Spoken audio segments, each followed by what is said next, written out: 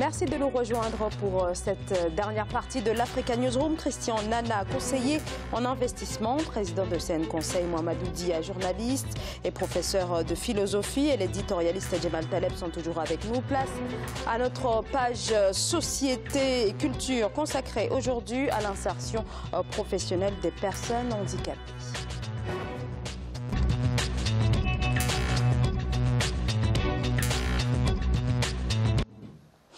En Afrique, près de 10% de la population vit avec un handicap. Trouver un travail, se déplacer, le quotidien peut se révéler dans la majorité d'entre eux un véritable parcours du combattant en raison d'un environnement inadapté et d'une prise en charge insuffisante. Pour rompre l'isolement et s'insérer socialement, le courage et la persévérance sont à l'heure de mise. Illustration en Côte d'Ivoire dans ce reportage d'Olivier Conan. Se battre pour survivre, c'est le leitmotiv de Moussa Lengani. Depuis 25 ans, il exerce comme cordonnier dans le quartier de Deux Plateaux Boulevard Latry dans la commune de Cocody. Handicapé physique depuis l'âge de 5 ans, il a bravé l'adversité pour suivre une formation de cordonnier afin d'assurer son autonomie financière. Pour Moussa, il est interdit de s'apitoyer sur son sort. Tout est question de volonté parce que le handicap n'est que physique. Cela ne doit pas déterminer la vie d'une personne. Vraiment, je ne demande rien. Je ne demande pas l'argent. Mon souhait, avoir un local, avoir un coin où je serai à l'aise, pour que ma connaissance, ce que Dieu a mis en moi, pour que je puisse enseigner aussi à mes frères qui sont dans la même situation que moi. Depuis de longues années, Moussa s'est constitué une clientèle fidèle qui est satisfaite de ses services. C'est une camarade qui m'a dit, bien tu peux lui envoyer tes chaussures parce qu'il habite très bien les chaussures, s'il est d'accord. La première fois, vraiment, il m'a bien reçu. Et puis voilà, donc la deuxième fois, c'est ça, je suis là. En tout cas, il fait bien et puis il est gentil, il est accueillant. Ouais. Toutes les chaussures que pratiquement tous ceux qui sont ici lui envoient, en tout cas, il s'attelle à bien faire. Il fait son métier avec passion, avec amour. Pour montrer l'exemple dans l'insertion professionnelle des personnes handicapées, l'État a instauré un quota de 500 personnes à recruter dans la fonction publique chaque année. Mais pour Moussa, les personnes dans sa condition doivent cesser de s'apitoyer sur leurs conditions et surtout éviter la mendicité. Je leur dis de prendre le courage. C'est dur, mais ça va payer un jour. Il faut ignorer ton pied. Parce que ce n'est pas le pied même qui fait l'homme. L'homme, tu peux avoir tous tes deux membres. Mais si ton cerveau ne fonctionne pas, tu n'es rien. Dans l'annexe fiscale 2017, le gouvernement a octroyé un crédit d'impôt de 1 million de francs CFA aux entreprises pour l'embauche d'une personne handicapée physique. Mais pour Moussa Lengani, les personnes en situation de handicap physique comme lui doivent compter d'abord sur elles-mêmes pour assurer leur autonomie financière. Alors Mohamedou Dia, on a là dans ce reportage une personne qui a fait de son handicap une véritable force, mais dans l'ensemble, c'est un long combat, c'est un véritable parcours du combattant, comme je l'ai dit tout à l'heure, pour les personnes handicapées, pour trouver un travail, pour s'insérer, pour sortir finalement de l'exclusion.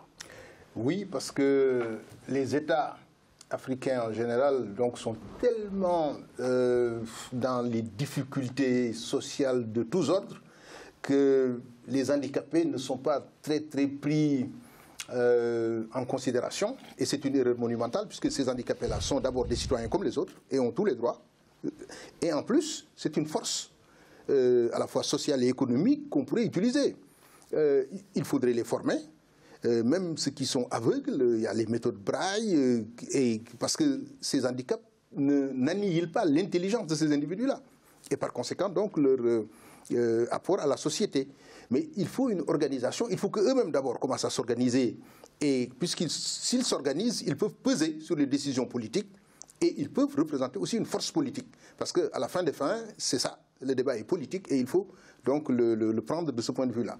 Ensuite et surtout, il faut que l'État, comme la Côte d'Ivoire le fait, les États africains en général doivent avoir des quotas de personnes handicapées à employer dans la fonction publique. Et ça, c'est une absolue nécessité. Maintenant, il y a un autre débat qui est plutôt philosophique concernant la mendicité.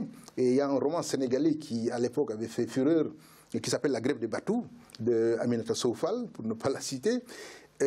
Parce que socialement, dans nos pays, on a besoin de ces gens-là. Il y a certaines pratique sociale, il faut faire des dons, il faut les donner à certaines personnes à un certain moment et dans certaines conditions. Alors, je vous renvoie à ce roman qui, bon, est assez humoristique, mais ce ministre qui s'était amusé à débarrasser la ville, disons, de ses handicapés, s'est retrouvé lui-même à devoir trouver des handicapés à tous les coins de rue pour leur donner quelque chose pour son propre... voilà.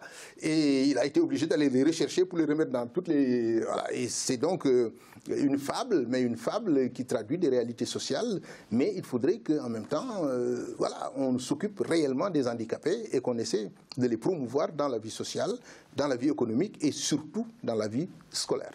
Alors justement, Mamadou Dia, vous qui êtes philosophe, on a parlé d'exclusion. Quel regard porte encore aujourd'hui le continent sur les personnes en situation de handicap? Malheureusement, le regard n'est pas très positif. Et d'ailleurs, il y a beaucoup de complexes qui naissent de l'ignorance. Je me suis interrogé une fois, enfin j'ai discuté avec des gens en leur parlant de la France où il y avait beaucoup d'handicapés, ils étaient ébahis. Ils ne pensaient pas qu'un homme blanc puisse être handicapé. Mais l'handicap, on peut naître avec, mais ça peut vous arriver à tout moment. Vous conduisez une voiture, vous avez une maladie dégénérative, etc. Il y a toutes sortes de choses qui font que la personne valide d'aujourd'hui peut être demain la personne handicapée. Donc par conséquent, nul n'est à l'abri de l'handicap.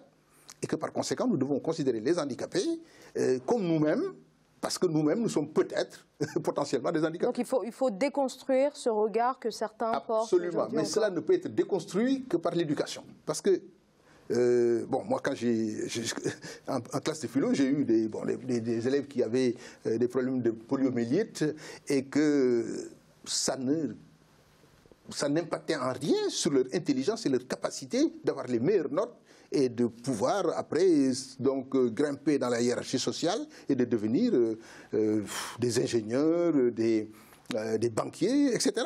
Donc l'handicap, ça peut être un handicap moteur, mais qui ne touche en rien l'intelligence. Djemal Taleb. Merci d'abord à Africa 24 de parler de l'handicap sur le continent africain parce qu'on ne le fait pas assez. Je dis toujours sur ce plateau que nous, Africains, on adore copier. Si de temps en temps on pouvait copier les bonnes choses, ça ne nous ferait pas de mal. Regardez un handicapé dans n'importe quel pays européen, quel que soit son handicap. 6% des emplois sont réservés aux personnes frappées d'un handicap. Qui peut dire mieux, on peut bien faire, mais c'est déjà ça. Les aménagements urbains sont souvent adaptés aux personnes handicapées. La situation de l'autisme est particulièrement prise en charge. La pédagogie dans les écoles est de plus en plus une réalité et rares sont les écoles qui ne sont pas dotées soit d'assistance de vie scolaire pour les personnes handicapées, soit lors d'aménagements tout court ou de classes préparatoires pour les personnes handicapées. Après, ça dépend de l'handicap. Les niveaux n'est pas le même, la situation n'est pas la même. Regardez les aménagements dans les transports en commun. Vous êtes obligé, par la loi, d'imposer le cadre adéquat, adapté en tout cas aux personnes handicapées. Nous le faisons très peu sur le continent africain, et encore, c'est un euphémisme, souvent on ne le fait pas. Ce que vous voulez que je vous dise de plus, c'est un vrai problème sur le continent. Si les pouvoirs politiques, publics, pouvaient le prendre en charge, ce ne serait pas plus mal. Et cela, malheureusement, il n'y a aucun pays de notre continent, ou rares sont les pays de notre continent, si peut-être le Botswana, rares sont les pays qui échappent à cette situation. Je ne peux rien vous dire de plus, je ne suis pas un très grand spécialiste de l'handicap, malheureusement pour moi. Christian Nana, comment expliquer précisément que ces thématiques liées au handicap sont encore absentes ou quasi absentes des politiques africaines? Vous savez, le problème au Cameroun, les politiques sociales, enfin, Cameroun, en Afrique, excusez-moi, je suis camerounais, donc du coup, les politiques sociales reposent un peu trop sur les familles, beaucoup plus que sur les politiques publiques. Et en matière de handicap, on a quand même l'impression qu'en Afrique, contrairement à, comme Djemal disait, dans les pays occidentaux, on a l'impression que la prise en charge du handicap repose sur sa famille. Et quand il a une famille qui n'a pas vraiment les moyens, ça devient une vie, un parcours quasiment impossible pour lui. Donc je crois qu'il faut qu'on mette en place un certain nombre de politiques, comme il a dit. Et pour l'insertion culturelle même même dans les esprits. Vous avez par exemple un truc aussi simple que les grandes compétitions internationales pour le handisport. Dans toutes les disciplines sportives, vous avez des... Alors ce sont des compétitions dont on peut faire la promotion pour montrer qu'un handicapé, bon, même s'il a un handicap, il peut jouer au football, il peut faire de l'athlétisme, il peut faire de la natation en fonction de son handicap, bien sûr. Ça permet aussi de faire en sorte que la population ait un regard du handicapé comme une personne, comme n'importe qui d'autre, qui peut compétir, qui peut gagner des coupes, qui peut avoir un métier, etc. Et il faut que la société s'organise autour de l'ensemble des politiques publiques que Djemal a si bien listées, les transports, l'éducation, etc., la santé, les aménagements urbains, pour que les handicapés soient correctement insérés et ne pas trop reposer sur les familles comme on fait chez nous. Merci beaucoup, Christian Nana. C'est la fin de cette émission. Merci je remercie d'abord mes invités, Mohamedou Dia. Merci d'avoir accepté notre invitation. Je rappelle que vous êtes journaliste et professeur de philosophie. Christian Nana, merci d'avoir répondu également présent. Je rappelle que vous êtes conseiller en investissement et le président de Sen Conseil. Merci à vous également, Djemal. Merci et bonsoir à ceux qui nous regardent. Quant à vous, merci de nous avoir suivis. Merci pour votre fidélité. On se retrouve demain à même heure.